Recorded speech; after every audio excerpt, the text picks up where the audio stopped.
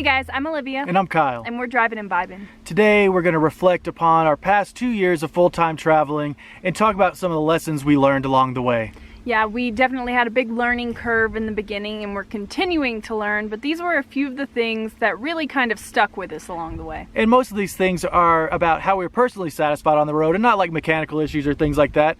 But we'll go ahead and dive into really the most important lesson we learned, and that is slowing down our travels. When we first hit the road, we were moving so fast. We were kind of in tourist mode. Everything was really exciting and new and overwhelming. We were spending too much money. We were hitting tons of national parks and touristy type things, which was fun and it served its purpose. But now, as a lifestyle, we have learned to slow down and really enjoy each place and all the places in between.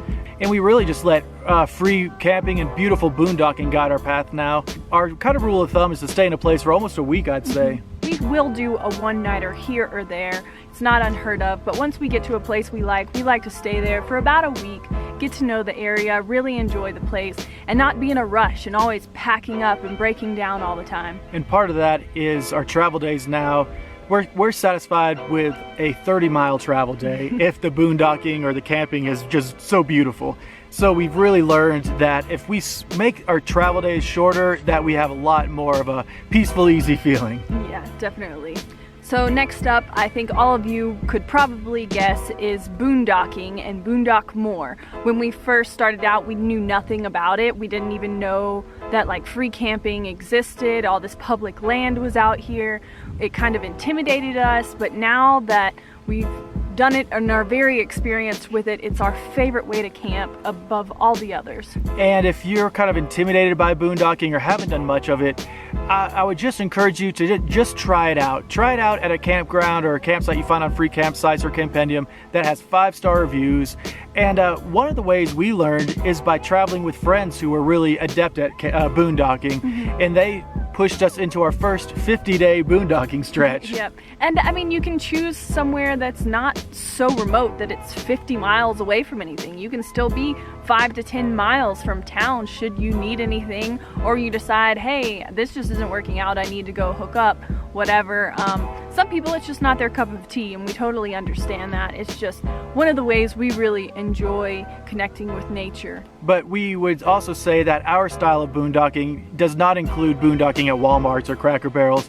While we'll do those overnight stops sometimes, when we say boondocking makes us happier, that is like the boondocking in nature. Yeah, we try to avoid parking lots as much as possible because we tend to find these beautiful spots all over the place too. So we'd rather stay one night at a city park or something like that than staying in a parking lot that's really crowded, got lots of noise and light going on. We don't seem to get a restful sleep there. So the next lesson learned that we really had was to roll with the challenges, to really know that things are going to break, there's going to be issues in the way, and all of those things are just learning experiences, and at the end of the day, we can resolve them all if we put our minds to it. Yeah, just relinquishing that we don't have absolute control, and that some things are just going to happen and we're going to have to adapt and just deal with it as it comes up.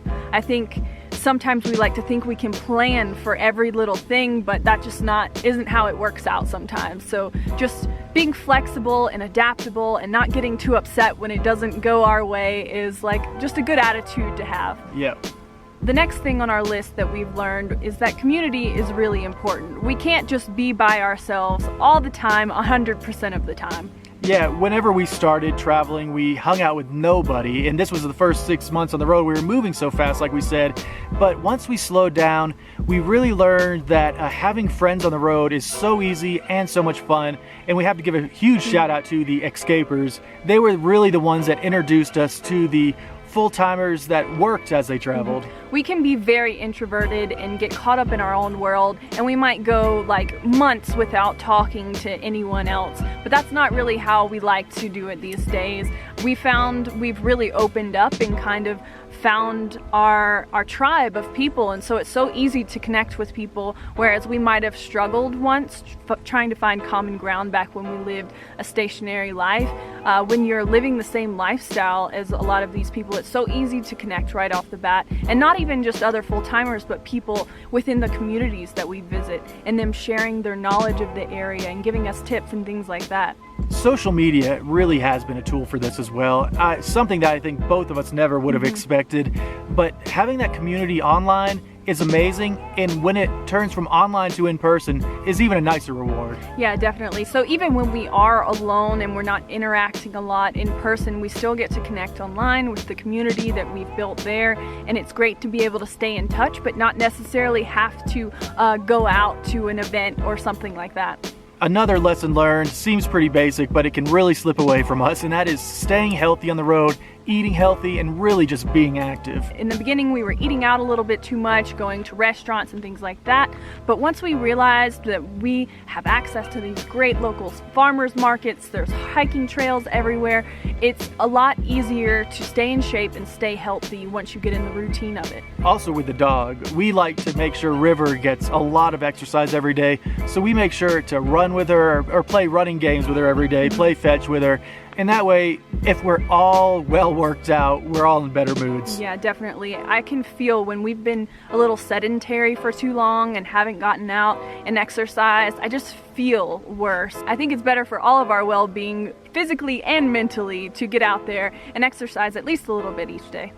So another thing we've learned is there's so many free activities to do. You don't necessarily have to pay to have a good time visiting a new area.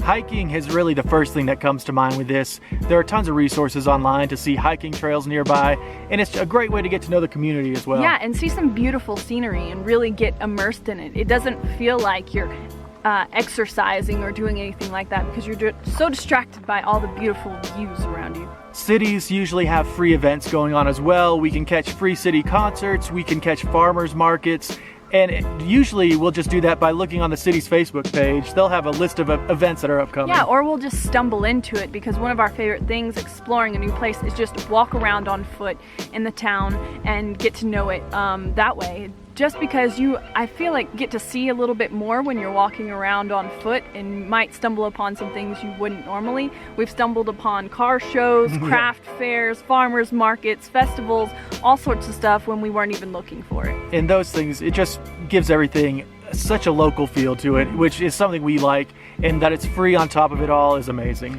A lot of these towns even have museums or monuments that you could visit that are sometimes free. Some places have cool ghost towns that you could drive out to and explore. There's all sorts of options. So those are really the biggest lessons we learned in the last 2 years of traveling that have made our life, more stress-free and much more enjoyable. And they seem kind of obvious, really, but it's hard to see it when you're that close to it sometimes. Yeah, the slowing down is the biggest issue. All of the pros out there told us about it as we were newbies, and we didn't listen to them, and it's all right to travel fast. But it's just one of those things that once we learned to slow down, that made all the difference. Definitely. So hopefully you can relate to a few of these things yourself. If you have any other things you would like to add, please leave those in the comments below. If you haven't subscribed already, please do that. Give this video a like and share with your friends.